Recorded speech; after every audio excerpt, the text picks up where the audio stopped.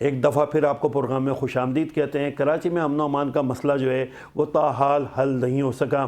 اس بچے جو منگو پیر یا نیا نازم آباد سے جو بچہ اذان اغوا ہوا تھا، اس میں پولیس نے بڑی پھرتی دکھائی۔ پہلے تو بچے کو بحفاظت جو ہے بازیاب کیا، جس میں سندھ پولیس جو ہے وہ مبارکباد کی مستحق ہے کہ اس نے جو ہے 24 گھنٹے یا 36 گھنٹے کے اندر بچے کو بحفاظت بازیاب کر لیا۔ بچے کی قسمت بھی اچھی تھی کہ وہ کسی بھی تشدد سے بچ گیا، کیونکہ لوگ اغوا کرتے ہیں اور ہمارے خوف کے جو ہے وہ بچوں کو قتل کر دیتے ہیں۔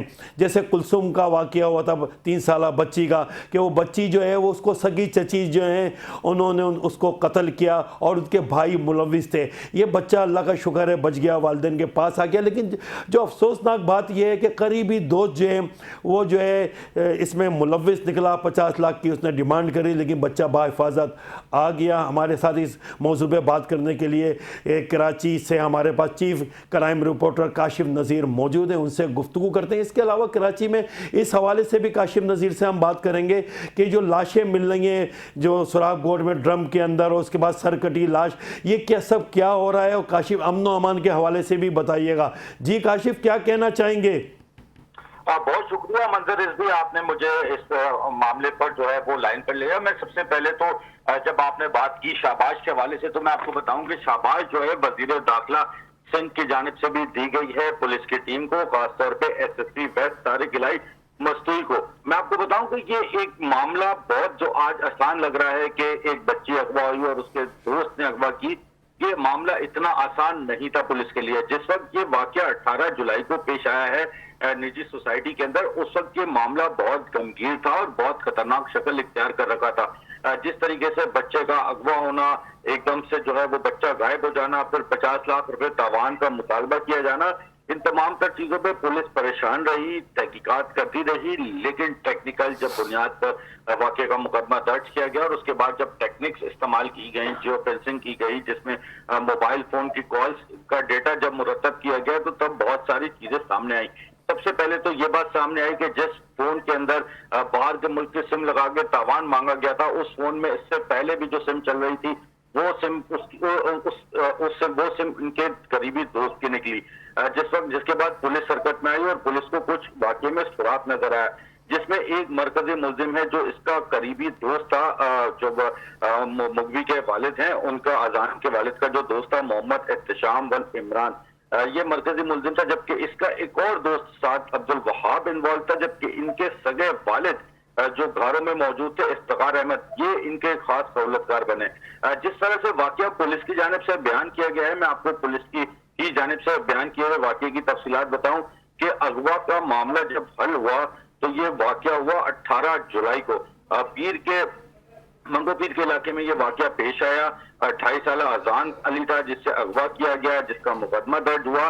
تحقیقات کے دوران جب چیزیں سامنے آئی تو پتہ لگا اس واقعے کی پلاننگ اس سے پہلے ہو رہی تھی۔ مرکزی ملزم جو محمد افتخار ہے، وہ 3 روز قبل اپنے سالے عبد الوہاب کے ساتھ مل کر موٹر سائیکل پر نمبر پلیٹ چینج کروائی۔ موٹر سائیکل کے نمبر چینج کروانے کے بعد طواف کرتا رہا، اس جگہ کے چکر لگاتا رہا کہ اس کو جیسے موقع ملے بچے کو اغوا کرے، لیکن موقع نہیں مل سکا۔ پھر انہوں نے 16 جولائی کو کوشش کی کہ کسی طریقے سے بچے کو اغوا کریں، لیکن اس دن بھی نہیں یہ معاملہ بن چکا۔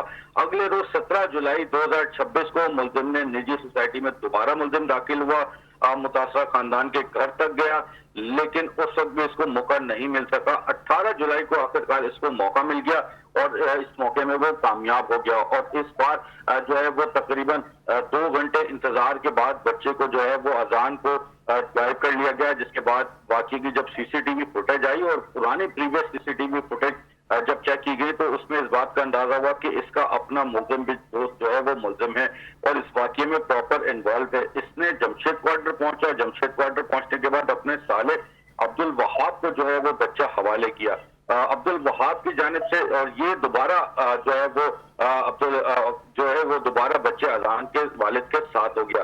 اب جو اس کا سالہ تھا جو بیچ کا سہولت کار رہا، اس نے عبد الوہاب نے کیا کیا، افتخار احمد جو اس شخص کا والد ہے اس کے حوالے، احتشام کا جو والد ہے اس کے حوالے کیا، جو بچے کو جو ہے وہ گارو لے گئے، تقریباً 10 کلومیٹر دور جو ہے وہ گارو سے بھی تقریباً 10 کلومیٹر آگے اپنے گاؤں لے گئے۔ जहां से जो है वो मुस्तकिल बाहर के नंबर से कॉल करते रहे और सामान का मुतालबा करते रहे। पुलिस की जानिब से काफी हद तक कोशिश की गई, जिसके बाद पुलिस की कोशिश रंग ले आई और मुल्जिम इफ्तिकार को गिरफ्तार कर लिया गया। एसएसपी वेस्ट तारिक इलाही मस्तूरी की जानिब से बताया गया कि जिस वक्त खुसूसी टीमें तश्कील दी गई, उनमें से एक टीम को गारो रवाना किया गया, जहां इनको कामयाबी मिली, बच्चे को बाहिफाजत बाजियाब करा लिया। बच्चे की बाजियाबी के बाद पुलिस ने मरकजी मुल्जिम एहतशाम को जो है वो अपनी तहवील में लिया और उससे जब पूछगिछ की तो बड़े इंकशाफ सामने आए, जिसमें उनकी जानिब से बताया गया कि गिरफ्तार मुल्जिम की निशानदेही पर जो है वो वारदात में इस्तेमाल होने वाली मोटरसाइकिल, हेलमेट, जाली नंबर प्लेट, तमाम तर चीजें भी पुलिस की जानिब से बरामद कर ली गई। और वो जो पैंट शर्ट पहनी हुई थी जिसमें उसने अपने कपड़े चेंज किए थे ताकि आसानी से वारदात को अंजाम दे सके, उसे भी जो है वो अपनी तहवील में लिया गया और तमाम तर चीजें पुलिस ने तहकीकात का हिस्सा बना ली है और जो तमाम शवाहिद हैं वो आइंदा रोज कोर्ट में पेश किए जाएंगे। अच्छा काशिफ नज़ीर, ये भी बताइएगा, आप सीनियर क्राइम रिपोर्टर हैं, ये जो लाशें मिल रही हैं सुराग गोट में ड्रम के अंदर और सर कटी, ये सब क्या सिलसिला चल रहा है? कोई मुल्जिम इसके हवाले से गिरफ्तार हुए? ये कौन लोग हैं जो अब ये कराची को फिर अमन व अमान जो है वो तबाह कर रहे हैं? और कोई पकड़ा गया अभी तक, या पुलिस अभी भी जो है इसके मुल्जिमान को तलाश कर रही है? मंजर रज़ी, पहले तो गुज़िश्ता रोज का मैं आपको बताऊं कि सुराग गोट के टर्मिनल से एक करीब जो है वो नीले कलर का ड्रम देखा गया। जब वो ड्रम देखा गया तो उस ड्रम को पास से बदबू आने लगी। इलाके मुकीनों की जानिब से पुलिस को इत्तला दी गई, पुलिस पहुंची।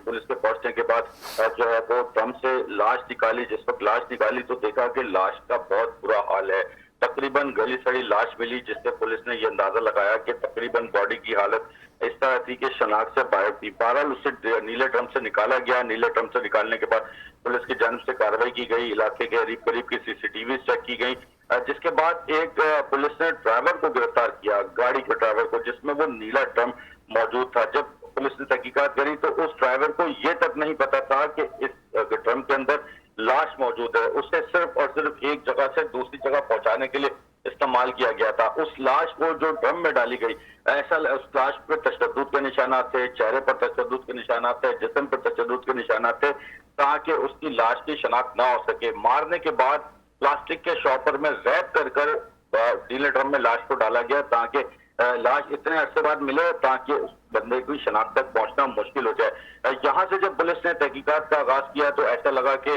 सुपर हाईवे और इसके अतराफ के इलाकों में कोई सीरियल किलर टाइप मुल्जिम जो है वो दाखिल हो गया है, जिसकी वजह से मुश्किलात का सामना करना पड़ रहा है। इसी तहकीकात के ऊपर पुलिस जारी थी कि सुराग गोट से थोड़ा ही दूर, चंद किलोमीटर दूर गडाफ सिटी का इलाका है झाड़ियां, जहां से झाड़ियों से एक और लाश कुछ दिन बाद मिलती है। जब वो कुछ दिन बाद एक और लाश मिलती है तो उसका भी अफसोसनाक हाल ये होता है कि वो लाश तकरीबन 2 से 3 महीने पुरानी होती है और जो पुलिस की जानिब से पुलिस की जानिब से बताया गया कि पूरी लाश डीप कंपोज हो चुकी होती है, यानी लाश पहचान के काबिल नहीं होती। सिर्फ और सिर्फ उसके जिस्म पर जो कपड़े हैं, एक घेरों वाली सलवार की मदद से जो है वो इतना पता लगा कि ये एक मर्द है जिसने घेरों वाली सलवार पहनी हुई है। बाकी बहुत शुक्रिया काशिफ नज़ीर, बहुत शुक्रिया, आपने अहम मालूमात से आगाह किया।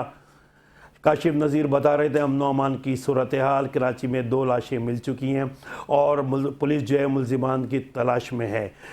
हमारे प्रोग्राम कैसा लगता है आपको, हमें बताइएगा। अगले प्रोग्राम में फिर अहम इशूज़ के साथ हाजिर होंगे। अगले प्रोग्राम तक के लिए इजाज़त दें। अल्लाह हाफिज़।